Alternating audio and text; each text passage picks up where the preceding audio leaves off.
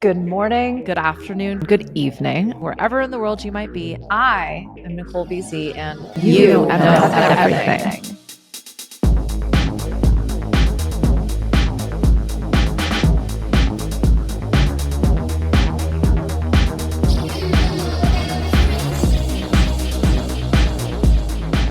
I am looking forward to breaking this down with you. I feel like, I don't know, this episode might be a little redundant. In fact, it might never see the light of day.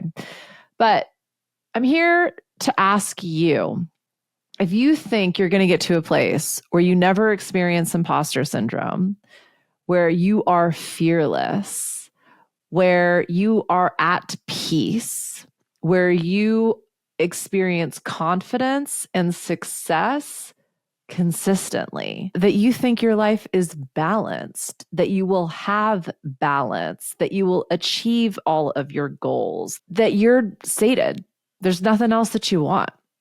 And I ask that because every single person who has ever hired me is aiming for that.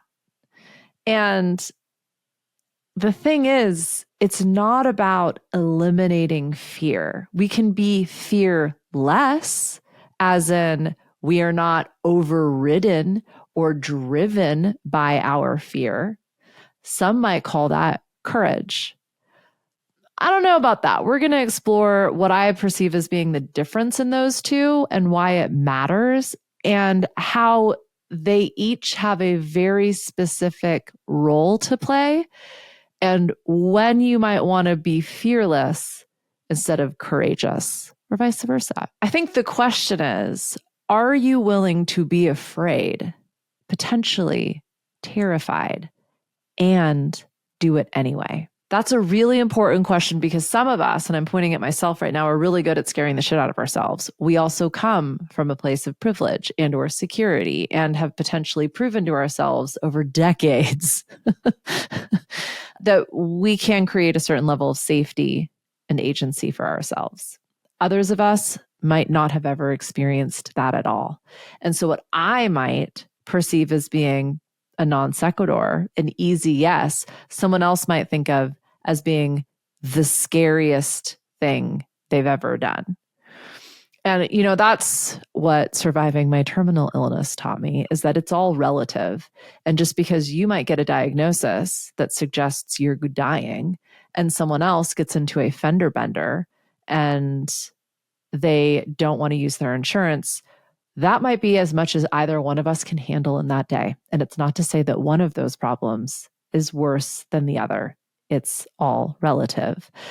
This is where fear can be an interesting frequency to experience, a feeling, a message, because depending on our background, depending on our programming, our cultural upbringing, our caretakers' influence on us, the education we've received, the jobs that we've had, the traumas and trials and tribulations that we've been through, we're all going to experience fear very, very differently. And different types of fear are going to affect us in unpredictable ways. What we can do is start to understand what different types of fear do to us, and therefore how we interpret it, and typically how we've simply reacted to hopefully create an opportunity to proactively choose how you want to respond, even if it is to run away and hide or play dead, fight, flight, freeze, fawn. Fight, flight, freeze, fawn. Yeah, those are the majority of them, right? Or just eat a lot. That's typically my response to it. When we were able to understand fear as an input, the opportunity to be fearless, and how to employ courage as almost a skill set, I think it allows us to firstly be more comfortable with fear.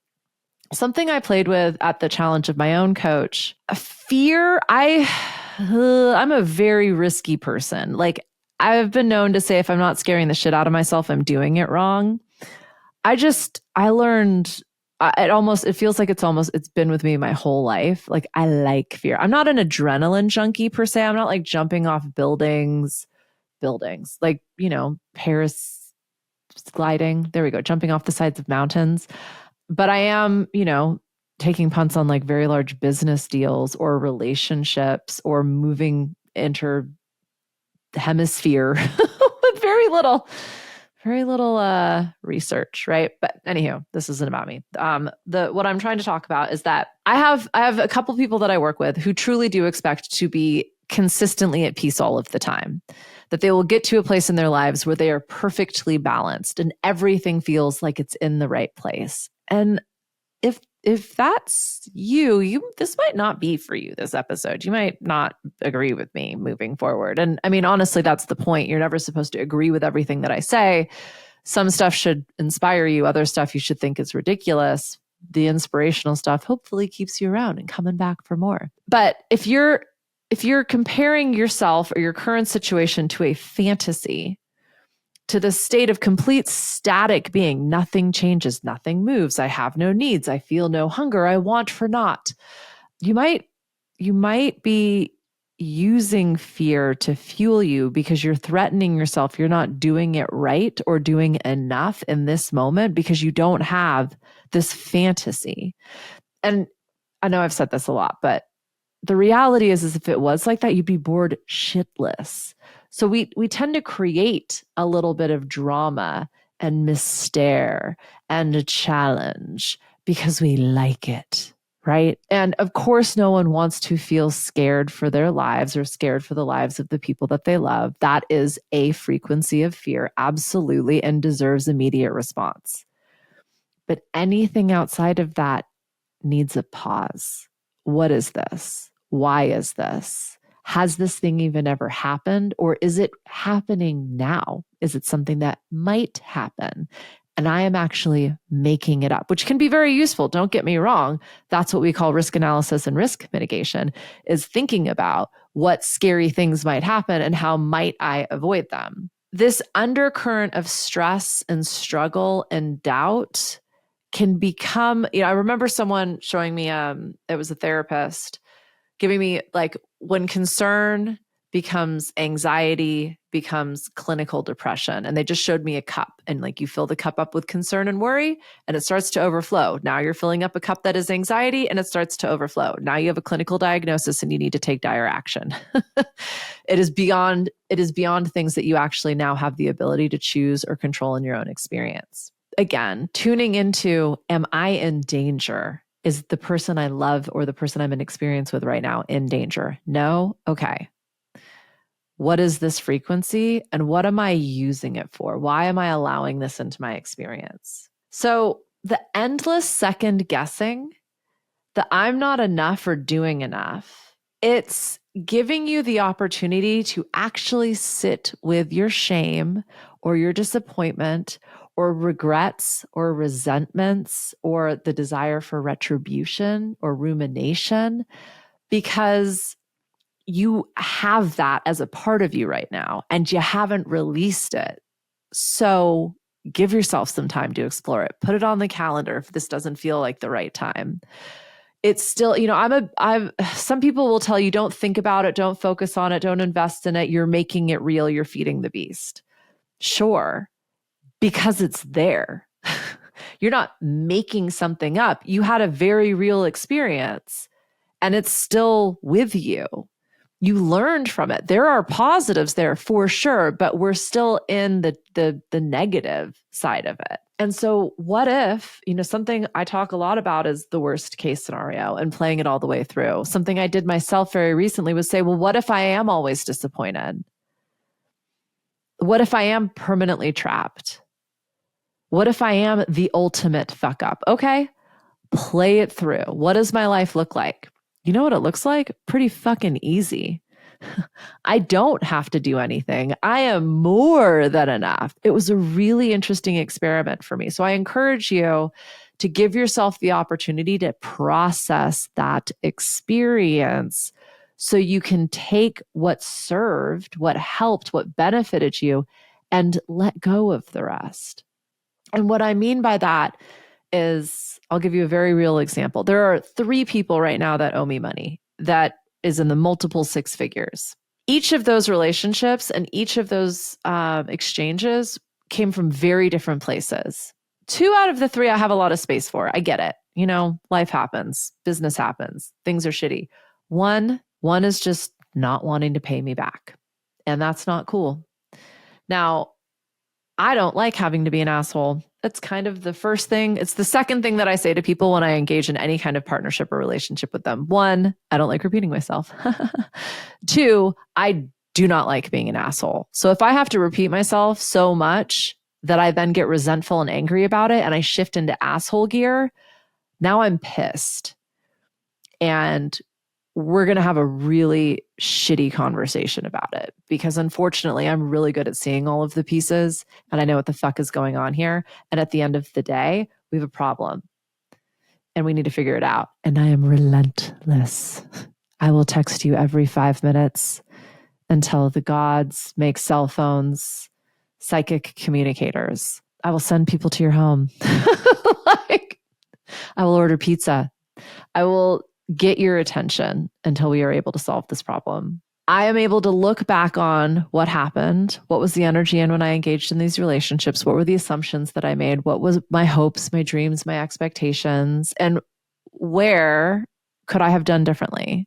What might I do now in order to address this particular gap and issue? And it helps me understand why I did what I did. And like I said, we're 2 out of the 3. This was equal parts. We can both own what occurred there. But the other, not so much. And I don't have any guilt or resentment. I don't have retribution yet. But quite honestly, it feels playful for me at this point because I'm just trying to overcome this gap. I can be afraid I might not get what I want and take action anyway. So that is how I would define courage. Recognizing and owning your fear for what it is. And that's on you to ascertain, like, what is this particular frequency of fear? Is it regret?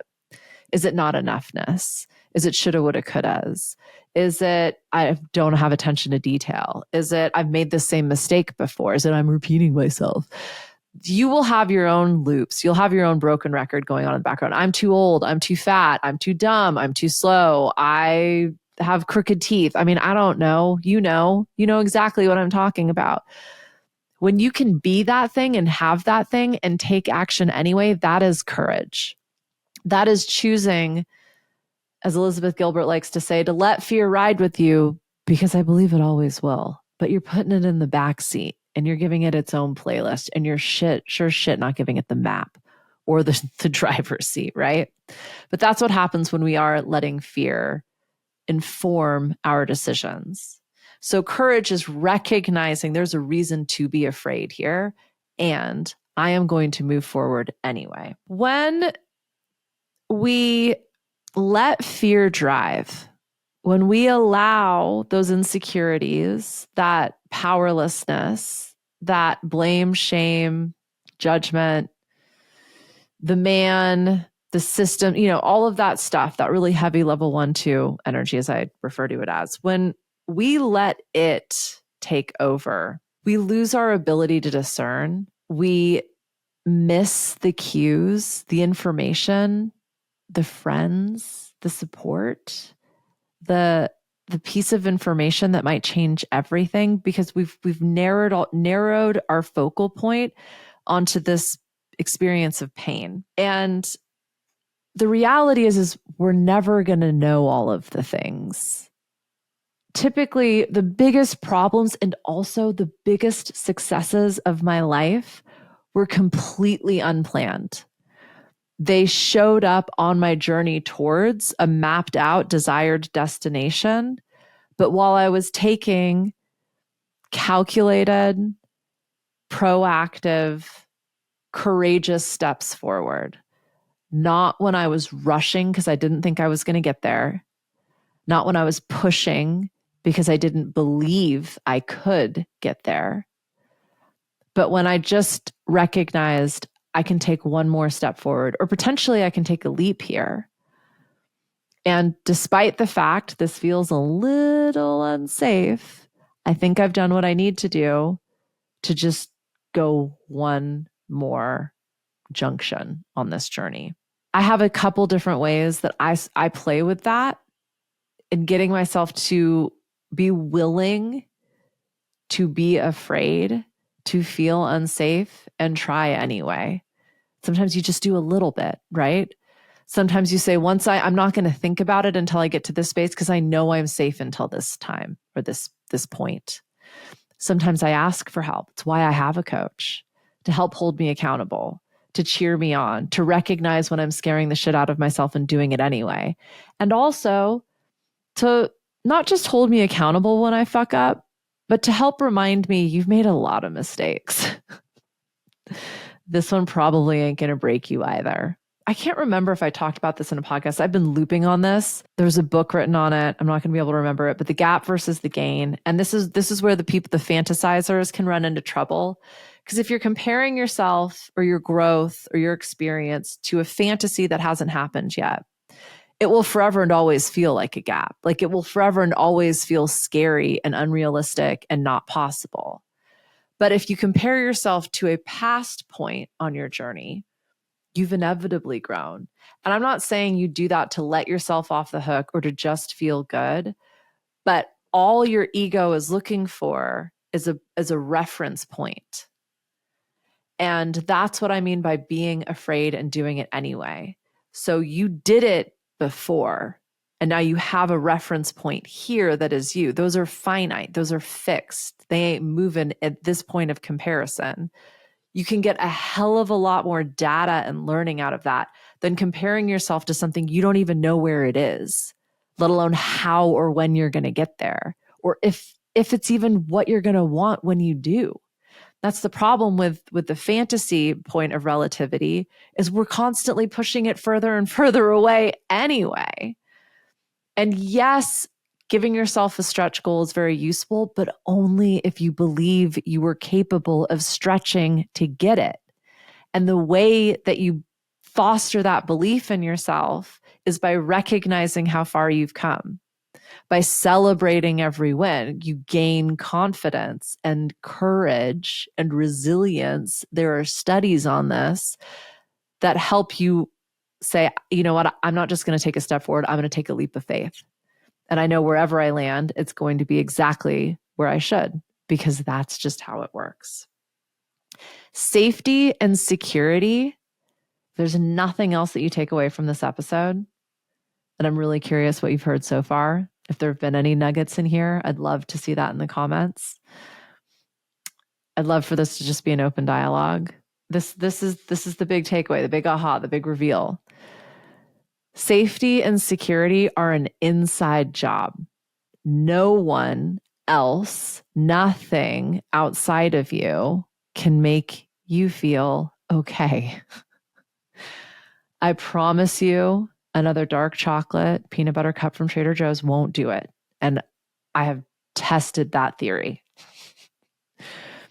I was really playing with this over the weekend because I was exhausted. I'd had a really, really hard, really defeatist week. I'm kind of still there. And I just noticed I wanted another nap. I wanted to binge another episode of Game of Thrones. I wanted another dark chocolate peanut butter cup.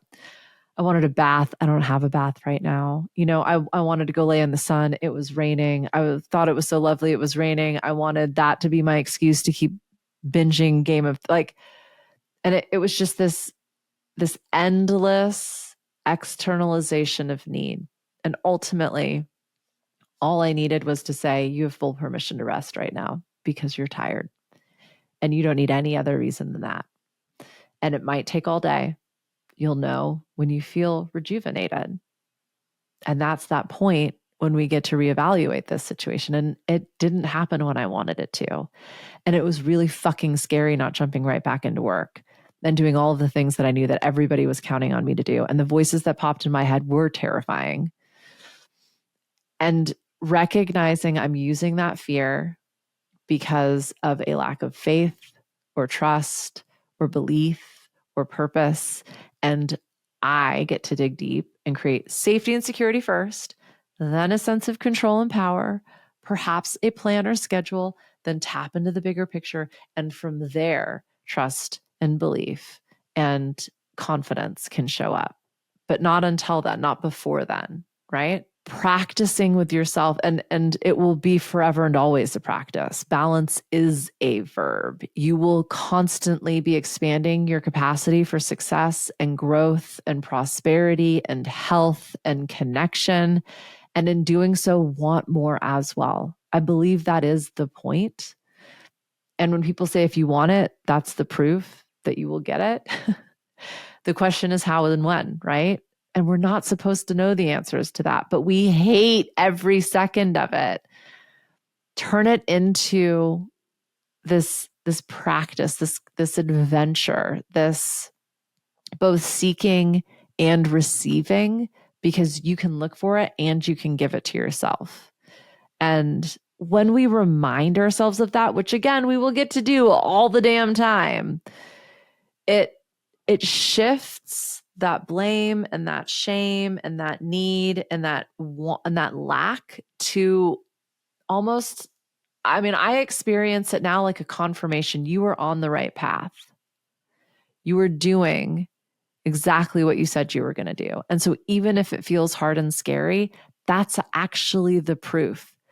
Because if it felt easy and obvious, you wouldn't be trying anything new, right? We've all heard it a million times before, but I feel like you're here because you needed to hear it again right now. Courage is being afraid and doing it anyway. Fearless is simply reducing those frequencies of fears in your experience, because there's truly only one that deserves immediate reaction, and that is you are in danger.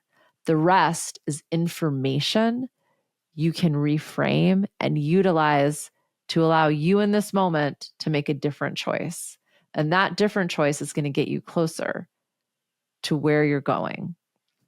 It has to. Anything, any step is closer to where you're going, even if it feels like it's 2 steps backwards, because all that means you're probably heading in the wrong direction.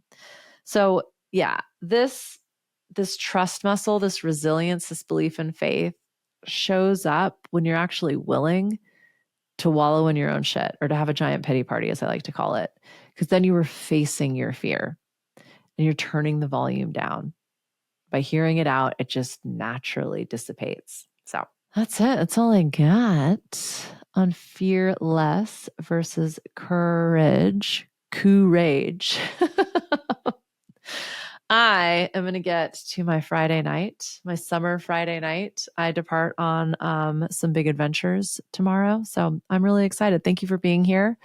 I'd love to know your thoughts. If any of this resonated with you, if you've got any questions, comments, praise, constructive feedback, you can always get me hello@NicoleBZ. You can also sign up for the loop. The link will be in the show notes, along with any of the podcasts or resources that I mentioned.